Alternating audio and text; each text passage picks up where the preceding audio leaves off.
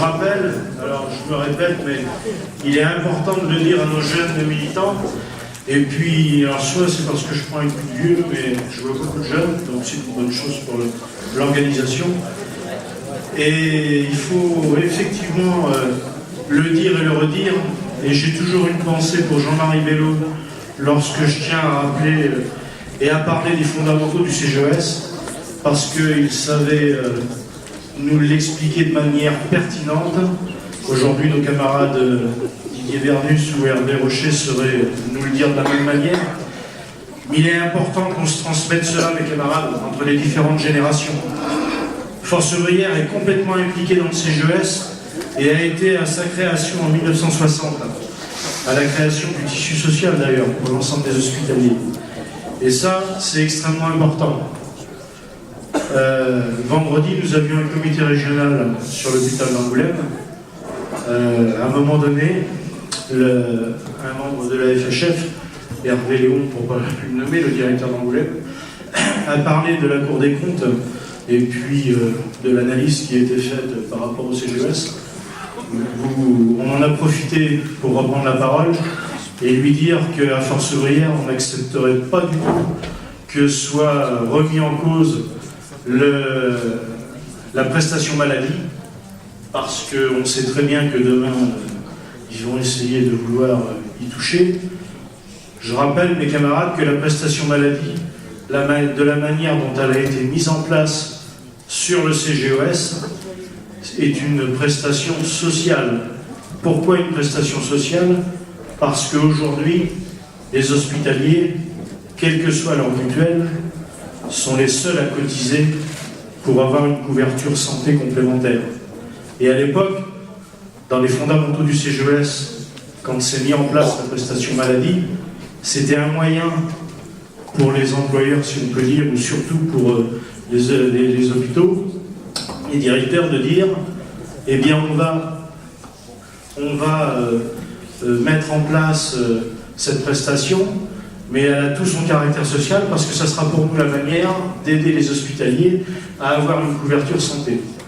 Mais aujourd'hui, il va falloir le marteler et le rappeler, et il va falloir monter au créneau, et on peut compter sur la capacité d'animation de l'équipe nationale de CGES, qui saura rappeler tous ces fondamentaux et expliquer les choses. Donc, comme je le rappelais, un tissu social basé sur l'égalité, la solidarité et la mutualisation. Le CGES est composé de 16 régions qui, bientôt, par la réforme territoriale, seront réduites à 13 régions au 1er janvier 2019. Nous sommes concernés parce que nous allons fusionner, vous voyez, j'utilise déjà le terme de fusion, mais c'est ça, nous allons donc travailler avec la région Aquitaine. Alors nous sommes deux régions similaires, 54 000 agents de chaque côté, un budget identique, et donc demain, en cumulant les deux régions, on va faire, je dirais, une nouvelle réorganisation assez équilibrée. Contrairement à d'autres régions, quand on voit l'Auvergne avec le Rhône-Alpes, je vous laisse imaginer cette restructuration de région. Donc pour nous, on en est à différentes réunions, différents bureaux. On a déjà eu 2 bureaux interrégions, on va en avoir un 3e. Et donc on a pu travailler avec les camarades de l'Aquitaine au travers de ces différentes commissions.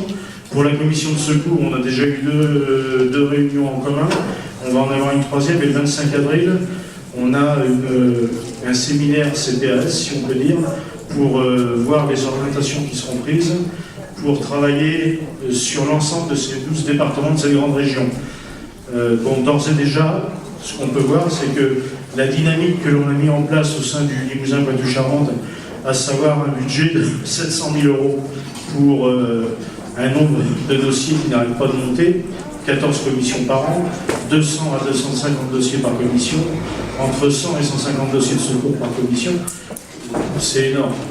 Dans un même temps, nos collègues de l'Aquitaine, qui aussi travaillent sur les secours, ont une commission d'environ une centaine de dossiers et ont un budget annuel de 200 220 000 € à peu près. Donc, on va pouvoir mettre en place une dynamique commune sur les bases de ce que l'on connaît sur le Limousin-Poitou-Charentes. C'est une bonne chose. Ça laisse même peut-être à penser au regard du fonctionnement de cette future commission de secours, la CPAS, on va peut-être, alors je dis d'un côté heureusement, mais peut-être aussi malheureusement, avoir beaucoup plus de demandes, parce que ça veut dire que sur l'ensemble des 12 départements, le nombre d'hospitaliers vont se dire, ben, finalement, il est peut-être pertinent de faire des demandes. Enfin, on verra ce que ça va donner. Et comme je le rappelle à chaque instance sur le Limousin Poitou-Charentes, nos deux régions ont une histoire. Le CGES ont une historique. Et effectivement, demain, il va falloir fusionner ces deux régions. Mais nous, à Force ouvrière, on n'a rien demandé. Et nous, ce qu'on veut, c'est aligner toutes les prestations par le haut. Donc, vous allez me dire, enfin, les directeurs nous disent, ah bah oui, mais à un moment donné, on n'a pas un budget extensible. Mais c'est simple, je vais dire aujourd'hui, on fait des choses pertinentes dans notre région avec notre budget. Il nous reste plus de 5 millions 2 sur notre région avec la répartition des 76, 24. Ça veut dire qu'on a 5 millions d'euros à gérer dans la région et 15 millions sont gérés au national. Demain, ce sera plus de 10 millions d'euros à gérer sur la nouvelle région, par la nouvelle région. Donc, tout nous laisse à penser qu'effectivement, on peut quand même, on a beaucoup de latitude pour pouvoir essayer de travailler, à emmener toutes les prestations communes que l'on connaît, et pouvoir les emmener de manière positive sur l'ensemble de la grande région. Donc on verra, mais pour l'instant, on avance, je dirais, de manière objective, et puis on va se battre pour défendre les droits des hospitaliers et le respect des fondamentaux du CGES. Donc je voulais un petit peu vous parler de ça. Et puis l'autre point important aussi, c'est la représentativité. Aujourd'hui, mes camarades, sur le LPC, 30 administrateurs. Nous avons Poitou-Charentes, 30 administrateurs. 15 administrateurs FHF, 15 représentants du personnel, 4 sièges force ouvrière. Sur l'Aquitaine, 24 administrateurs, 12 FHF, 12 représentants des personnels, 4 sièges FO. Demain, sur la nouvelle région, pour couvrir les 12 départements, il y aura 30 administrateurs. Vous avez tous fait un peu de mathématiques, ça veut dire qu'on perd la représentativité et qu'au passage, on perd 12 sièges d'administrateurs. Donc, on perd 24 administrateurs, donc 12 pour les représentants des personnels. Donc, effectivement, c'est le résultat des élections professionnelles du 6 décembre 2018 qui donnera la nouvelle répartition et qui mettra en place la nouvelle équipe au CGES pour représenter cette grande région de Nouvelle-Aquitaine. Mais mes camarades, là encore, comme on a pu le voir par d'autres phases, c'est une perte de représentativité et c'est à chercher à faire des économies. Demain, on nous dit qu'il y aura 2 commissions de secours, une sur Aquitaine, une sur Limoges. Très bien, donc nous on a pris la balle au bon. On a dit on veut absolument maintenir les 2 commissions de secours sur les 2 délégations. Donc on a des propositions, comme quoi on mélangerait l'ensemble des demandes des dossiers, on mélangerait les administrateurs, ce qui peut être intéressant, pour aller tous dans le même sens. Sauf que demain, mes camarades, il n'y aura plus qu'une adresse, plus qu'une entité CGES, l'Aquitaine.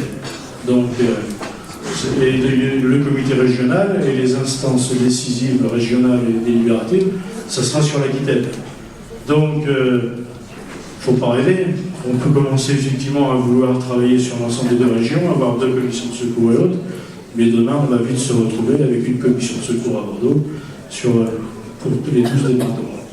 Donc, on se bat, et je remercie toute l'équipe FO sur l'ensemble du Limousin Poitou-Charentes, extrêmement pertinente, et qui réagit partout dans les différents établissements et sur les différents départements. Et effectivement, notre volonté, c'est de répondre aux difficultés des hospitaliers et d'être à votre service pour accompagner nos camarades au sein du CGES. Merci à tous.